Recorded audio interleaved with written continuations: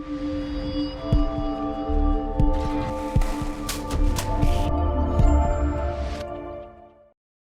good afternoon, and welcome to the Middle East Forum Speaker Podcast Series, Israel Insider with Ashley Perry.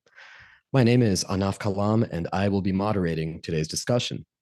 We're pleased to have Ashley Perry, advisor to the Middle East Forum's Israel office, join us this week to give us an update on the top events going on in Israel this week. Mr. Perry will be giving us a briefing for 15 minutes, and then we'll open it up for questions. Should you wish to ask a question, please feel free to use the Q&A box located at the bottom of your screen to type your question, and we will do our best to get to as many of them as we can.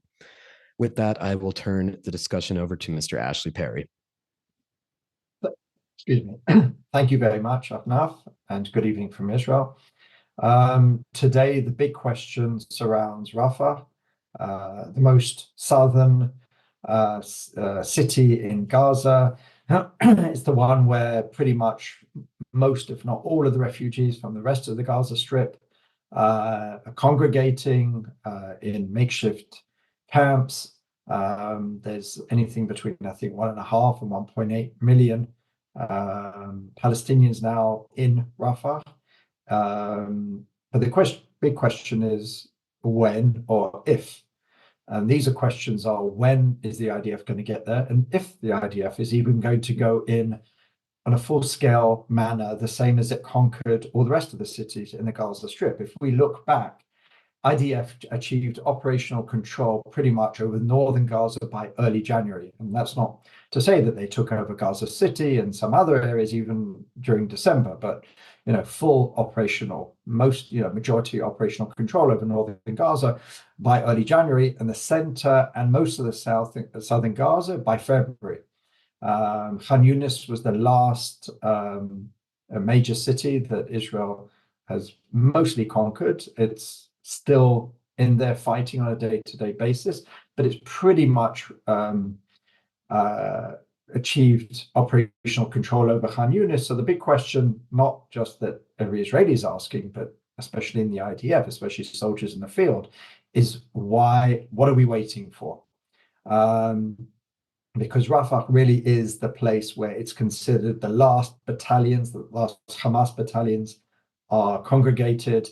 It's probably almost certainly where some of the major bigwigs in Hamas are hiding out in tunnels, probably with a large number of hostages surrounding them.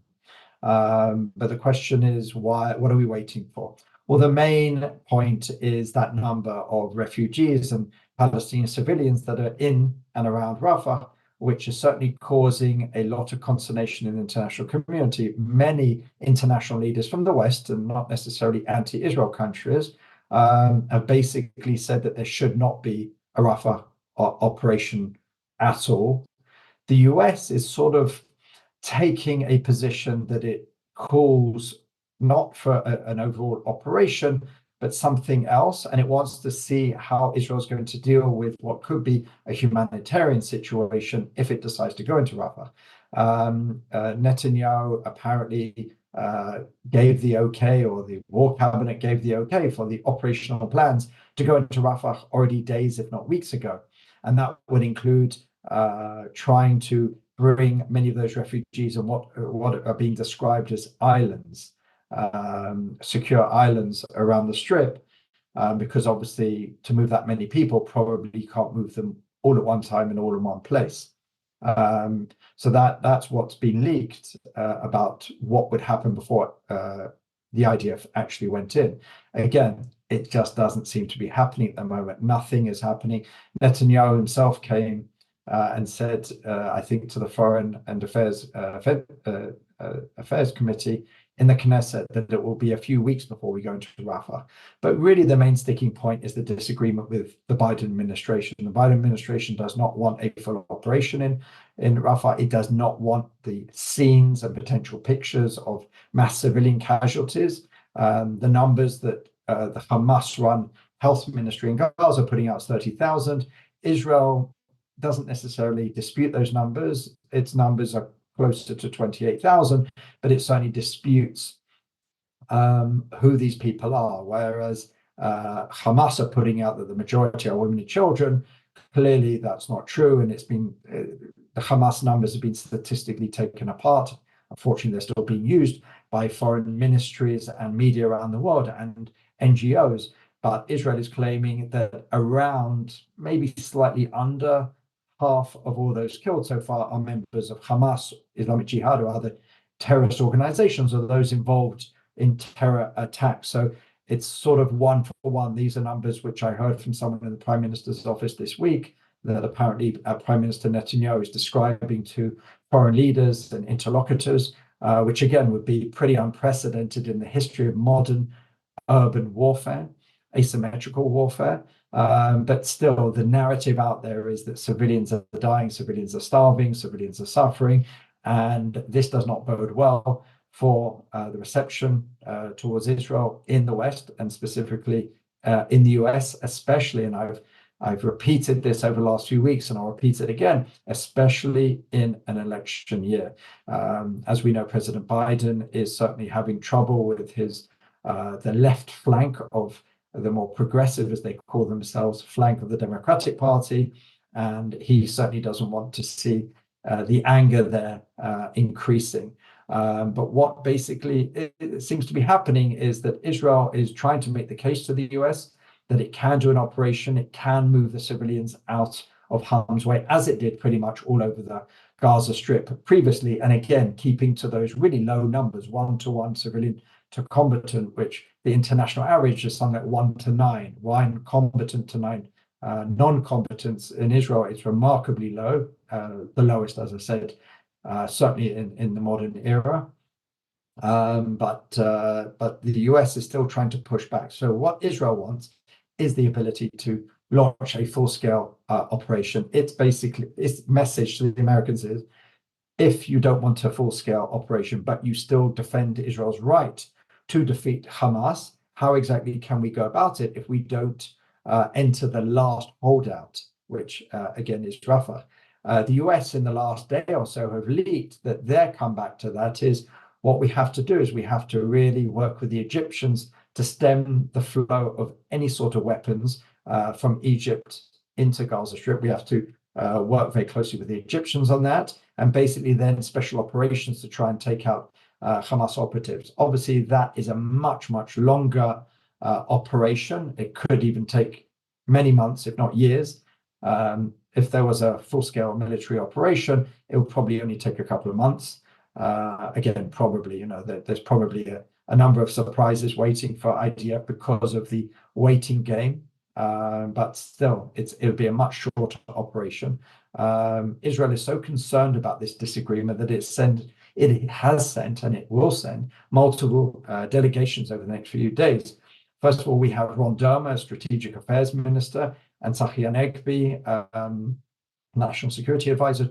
Two of Netanyahu's closest confidants, especially on these issues, have been sent to DC with other officials from Kogat, which deals with is the armies dealing with the Palestinian civilian population in Gaza, to really lay out what Israel's plan is and how they will mitigate the loss of life on civilians, but the necessity to defeat Hamas with the need to go into Rafah. The Americans are certainly going to push back on this, and it remains to be seen exactly what will happen, who will win out, or maybe there could be some third way. Speaking of areas that were conquered and now sort of returned to Hamas hands, this week the IDF launched a surprise attack on Shifa Hospital. If you remember, Shifa Hospital is the largest hospital in Gaza, but also seemingly one of the largest, if not the largest, headquarters of the Hamas military. And when it conquered that earlier in the year, it found all sorts of tunnels and weaponry and intelligence when Hamas basically had run away. During that operation, as we remember, it took a number of days because they allowed civilians to leave. A lot of civilians had been congregated around Shifa Hospital, and they allowed many of them to leave, but also giving Hamas a lot of time for themselves to leave and take a lot of the intelligence with them. This time, they weren't so lucky.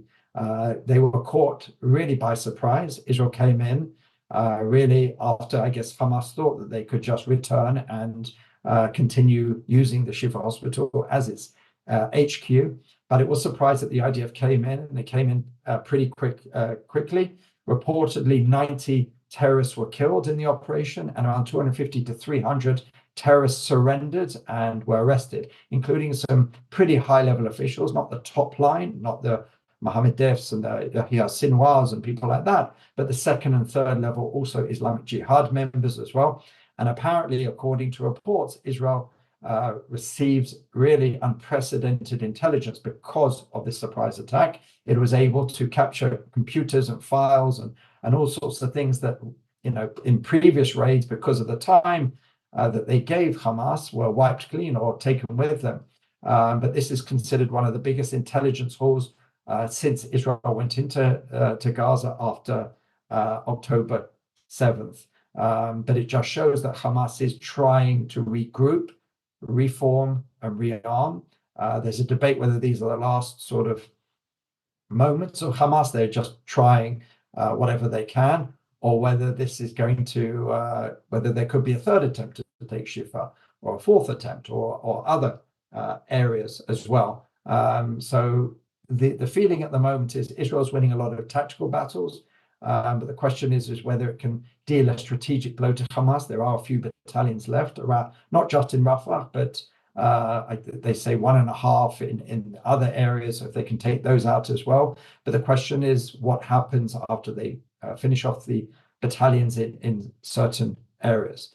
Onto hostage negotiations. Well, in the last hour or so, Hamas officially put out a statement. It was a press conference, I believe, in Beirut from a senior international Hamas figure based there, who basically said they rejected Israel's offer for the hostage negotiations. Apparently, one of the major sticking points today is that Hamas want as many people, as many Gazans as possible to be able to return to the north, about 1 million. But one can imagine, with the operational concerns that Israel has of Hamas returning amongst the civilian population, which they've used as shields throughout this operation since it went into Gaza, that they would merely use that as a shield to return, rearm, regroup, and recontrol areas amongst this civilian population. So that's a non-starter for Israel, but apparently it is something that Hamas are very much looking for. Where this leaves us depends where you sit. Qatar are very keen to put out that there's optimism, that Hamas have certainly become more flexible. The talks are ongoing despite this setback. In Israel, there's more of a pessimistic position. There is a feeling that the more tactical victories Israel wins, especially what happened, as I said, in Shifa Hospital, maybe that will put more pressure on Hamas to be even more flexible. But let's not forget that everyone knows that this is possibly the last hostage deal, or at least one of the last, or because simply, as I've said all along, the last hand that Hamas has to play is the hostages. If there are only a certain amount of hostages left, that's really the end of Hamas's card. So they're not going to do that unless they get as much as they can from Israel, which is far more than Israel can agree to, like retreating out of the strip, allowing everyone to return to their homes, allowing Hamas to continue ruling in whichever way possible. These are obviously non-starters for Israel. So this is possibly the last serious card that they have, but we'll have to wait and see.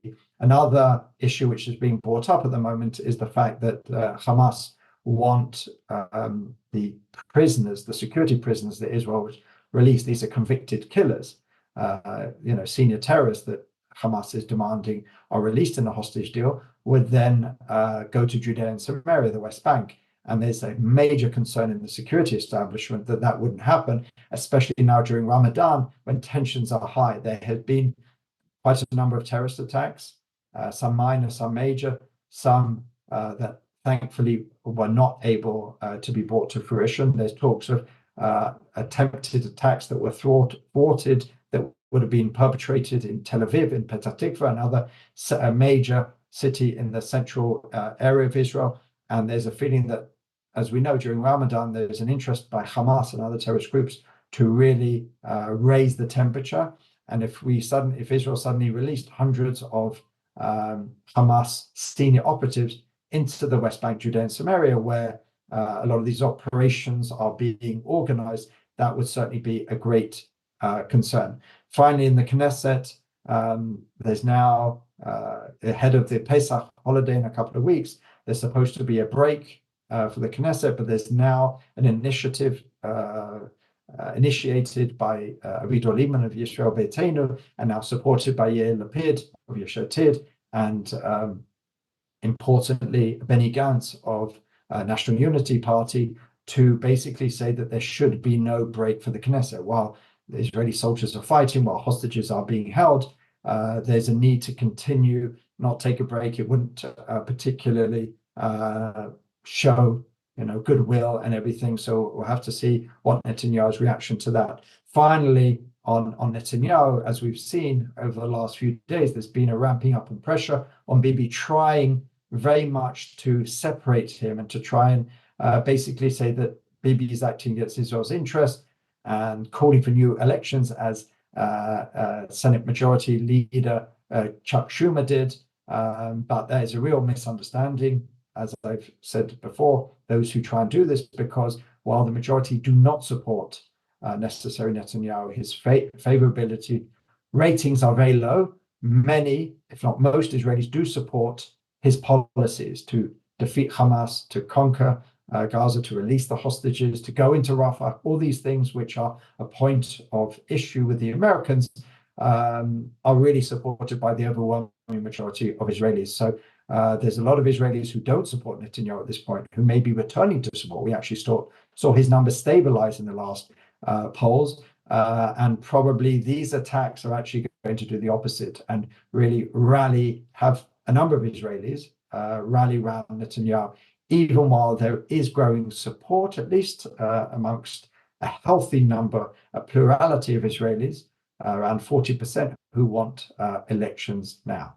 So I'll have to wait and see what happens on this, and I'm happy to take any questions. Well, thank you very much for that briefing. The first question we have comes from David Edmond, who asks, what is holding up the relocation of Palestinians in Rafah? Is that the only thing holding up the campaign right now? I mean, pretty much. As I said, the Palestinians in Rafah, apart from those who lived there before, are living in tents. They're living off humanitarian aid. The aid is getting into the south. The issues of humanitarian aid is mostly in the north of Gaza. In the south of Gaza, because there's a number of crossings there, there's pretty much food and aid readily available. There's been lots of pictures of Ramadan feasts in the south. That's not really where the problem is, but obviously if Israel goes in, that obviously could be compromised, and that's of major concern to the international community. And again, let's just, let's be honest, the numbers of those displaced who are in Rafah far outnumber any other previous city that Israel has moved Gazans out of, whether it's Khan Yunis, whether it's Gaza City, or some of the towns and cities of the north. So it is a tremendous, it would be a tremendous effort to try and find a solution to those internally displaced Gazans in Rafah, and that's why it took so long to come up with a plan. But apparently the plan has been greenlit by Netanyahu. It just has not been greenlit by the Americans at this point. All right, thank you very much. Now, Eric asks on that note, what do you think the Egyptians will do if Israel goes into Rafah?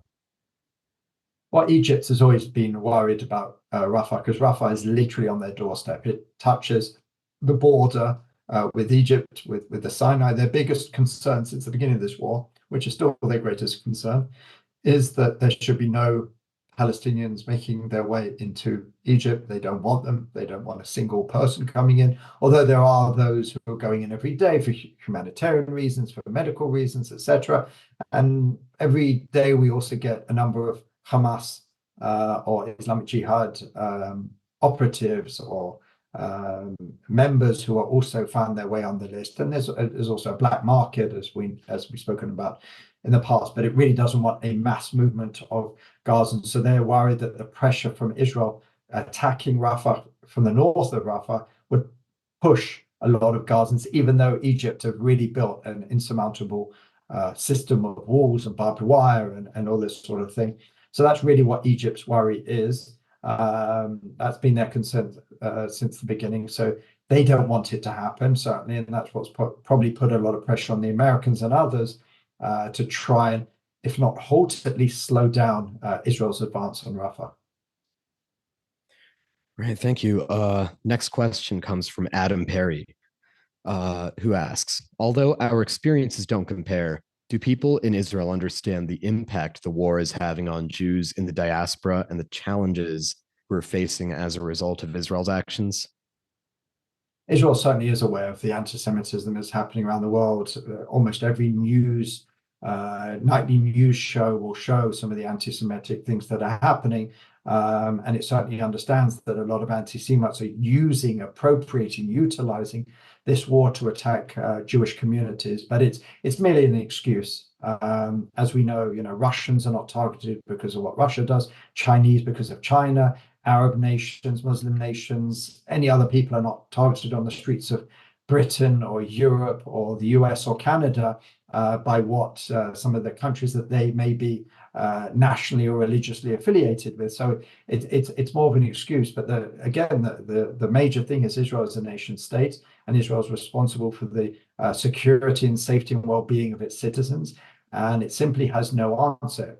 There could be a ceasefire tomorrow if Hamas would surrender, if it would lay down its weapons, and if it would release the hostages. That's clear. That would be a ceasefire in the next hour.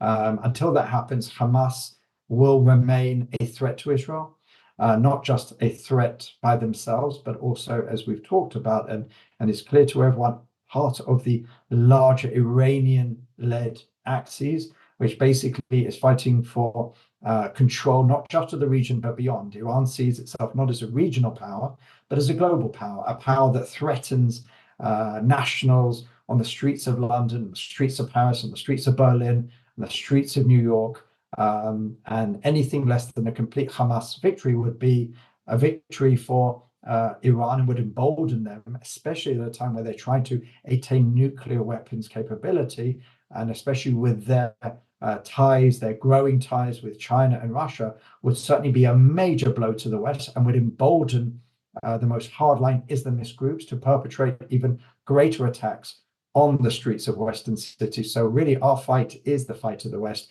And even though we understand that anti-Semitism is an issue and it's a growing issue, there is really no substitute for an Israel victory. And Israel, as I said, is taking exceptional, unprecedented steps to try and minimize civilian damage. But unfortunately, the lies machine of Hamas and its supporters in the West keeps on grinding away. And that is really where the opprobrium of people in the West should be at this point.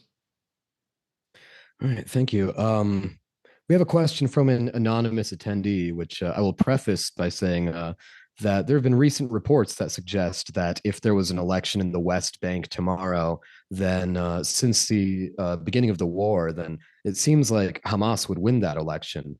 And the question is the new leader of the Palestinian Authority likely to be able to reform the PA? Or do the majority of Gazans still favor Hamas instead of the newly reformed Palestinian Authority? Well, there isn't really a reformed Palestinian Authority, and there's certainly no new leadership. Yes, a prime minister was appointed, another bureaucrat, but the prime ministers we've seen before, Salam Fayyad and others, really have no control and no power. The power still remains with Mahmoud Abbas, the Palestinian president, and his coterie of sycophants around him who basically will not have elections because they know that they're deeply unpopular.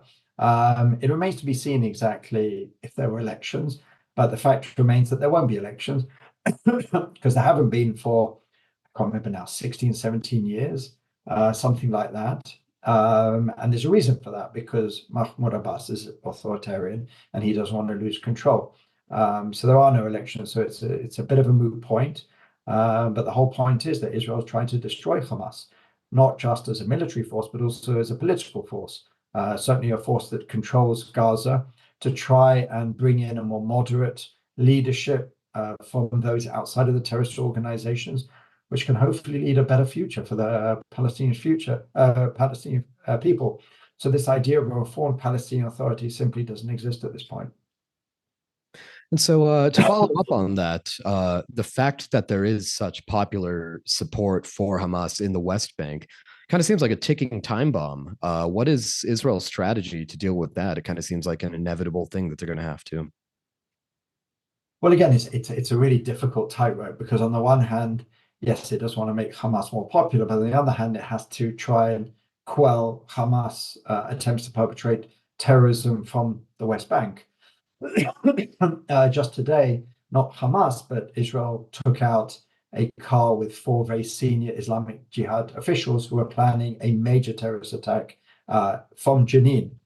So Israel's really pushing hard on the terrorist organizations, not just in Gaza, but also in Judea and Samaria, the West Bank. And it simply doesn't have any choice. The same with the previous question. If it's a matter of popularity, goodwill, or the lives of your citizens, you're always going to choose the lives of your citizens. That's the responsibility of every government. Obviously, it's trying to calm things as much as possible. But when there's an interest by Hamas and Islamic Jihad to heat things up, there's not really much more you can do than try and prevent and destroy those who will go out and try and perpetrate these attacks. All right, thank you. The next question we have comes from Eric. He asks, why is the press not reporting the success of Israel at the Shifa hospital? Instead, they claim that 30,000 innocent civilians were attacked. Can't Israel do a better job with the press? Well, no, they don't say 30,000 people attacked in Shifa hospital. That's the number which Hamas health ministry is putting out, how many people have been killed since the beginning of the war. Again, that's also including Hamas terrorists themselves. That's including those that Hamas have killed, as we know, especially during the humanitarian aid, and also those clans who have been seen as maybe wanting to discuss things with Israel have also been murdered. Also, in that number are those who have been killed by the 20 to 30% of rockets that fell short, especially during the early months of the war. So, it's very rarely quantified or qualified, that 30,000. There were not 30,000 people at Shifa. I don't know about the international media if it's reporting that, but again, as soon as you say Shifa hospital, that conjures up the mind of a normative, medical facility with doctors, with patients. Shifa is that, or was that, but clearly it's a lot more than that. And there's a reason why Hamas shield there, because they know in previous rounds Israel was extremely reluctant to go into hospital facilities. What has surprised Hamas, especially in the early weeks of the war, is the fact that Israel finally went into these places and took out these military headquarters. So, the West will, some of the media in the West will basically look at the word hospital and say, how dare Israel attack a hospital? But at the end of the day, it was a military operation against militants, and a very successful one. So I'm not sure how it was reported abroad, but in Israel, it was reported as a very successful operation. Okay, thank you. Next question comes from Eric. He says, Hamas only refers to 40 hostages when we all know there's quite a lot more than that. Do you think it is possible that they are the only hostages that remain alive? No, I think what Eric is referring to, or the number 40 is what has been spoken about in this particular phase of a hostage deal. They're talking about, again, this is my understanding, that in this phase of the hostage deal, around 40 Israeli hostages will be released.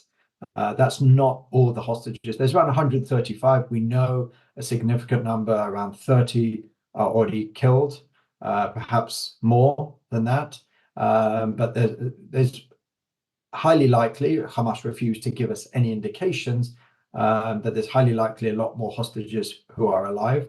But the number 40 that's being talked about at the moment is the number in the first phase, at least, of any hostage deal So I think that's what is being referred to. Yeah, gotcha. I think we have time for one more here, and we're going to move away from the actual warfare and tactics into the government in Israel. The question is from Andy Palek. He asks, what are the ramifications of the breakup of national unity and Gideon Sa'ar demanding to be part of the war cabinet? Yeah, I mean, we discussed that a little bit last week. His demand was to be part of the war cabinet. At the moment, he has not been added to the war cabinet. Um, my assumption was that something had been worked out in advance, but it could be now that Netanyahu has been pushed into a difficult situation because Ben Gvir immediately after Saul made that demand said, "Okay, I'm fine with that as long as I'm then added."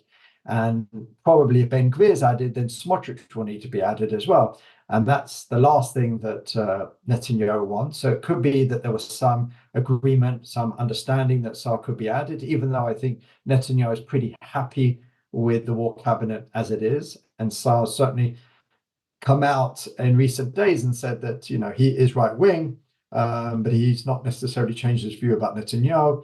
And he's looking for more um, it's hard to translate mamlachti, but sort of more establishment right, as opposed to what he would describe as a more extreme version of the right that Netanyahu's Likud at this point position themselves. But it certainly put Saar in a bit of a difficult situation. The polls show that the map hasn't drastically changed. Saar took a few seats from Gantz, maybe one from Netanyahu. So he's not really a threat at this point. Saar doesn't have a great base on his own. He was relatively popular in the Likud, but it doesn't seem like, especially as he's going his own way now, that he's electrified the polls and suddenly he's got a big bump in the polls. He didn't receive that, so it's highly unlikely that he'll be, unless something changes or he partners with someone. At this point in time, it doesn't show any significant movement in his favor. Okay. Well, thank you. We have reached the end of our podcast today. Thank you again, Ashley, for taking the time to update us. Thank you. And for our viewers and listeners, please be on the lookout for our weekly podcast offerings email coming out over the weekend. And as another reminder, we would also like to invite all of you to the Middle East Forum's upcoming policy conference celebrating our 30-year anniversary. It will be taking place from May 13th to May 15th in Washington, D.C., and will feature policy panels covering Israel victory, confronting threats from Turkey and Iran, countering Islamism, and reforming Middle East studies in higher education. You could sign up on our website under the Activities tab or send an email to events@meforum.org. We hope to see you all there, and we thank you again for joining us, and we hope you have a wonderful day. Thanks.